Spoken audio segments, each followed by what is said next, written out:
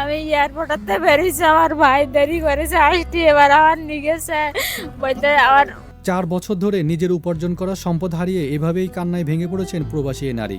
দীর্ঘদিন পর দেশে ফিরেই প্রতারণার শিকার হয়েছেন। এয়ারপোর্ট থেকে ফেরার পথে প্রবাসী এ নারীর 1500 রিয়াল, 2টি মোবাইল সেট সহ 1.5 ভরি সোনা নিয়ে পালিয়েছে এক প্রতারক। আমি এয়ারপোর্টে বেরিয়েছি, আমার ভাই দেরি করেছে আসতে, এবার আমার নিয়ে গেছে বলতে আমার ফোনের নেট নিতে হাতে তো আর নেট কিনতে তাতে না যাও না, আর ভাই আসলে তাই আমি যাবো। তা না বলতে না আটো কোনো সমস্যা হবে না, ও আমি অসুস্থ 2 দিন আমি পেলে না কিছু খাইনি 3 দিন ধরে।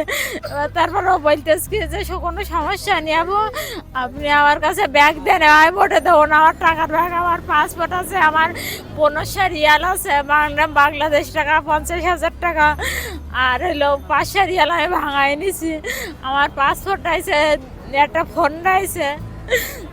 আমি ওখানটায় বসে রয়েছে, ও আমার পিছন দিক থেকে বলতে আমি আসছি, তো আমার ভাই দেখে আসি নেব, আমার আসছে না।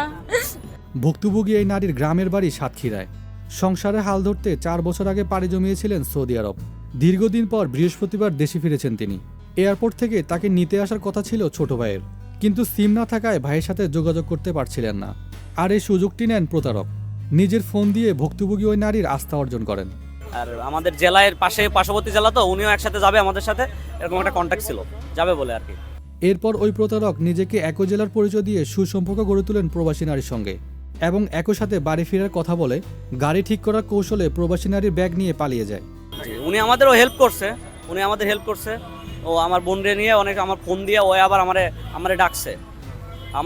মানে আমি মিরপুর 10-এ রাতে ছিলাম ওইখানে হোটেলে, তো আমার লেট হয়ে গেছে, মানে 6টার সময় আমার পিক আপ করার কথা ছিল, আমি 8টার সময় গেছি ওইখানে।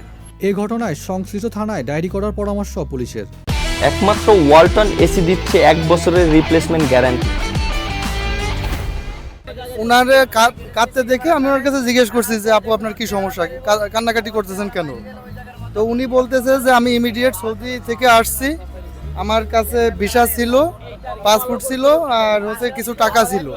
ওই টাকাটা নাকি একটা লোক ওনাকে প্রতারণা করে নিয়ে চলে গেছে।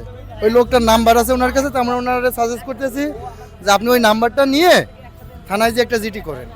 এছাড়া তো আর ওনার আর কোনো অপশন নেই, উনি তাদের ভালো করে চিনে না। এদিকে 4 বছর ধরে নিজের উপার্জন করা সম্পদ হারিয়ে নিঃস্ব এই নারী।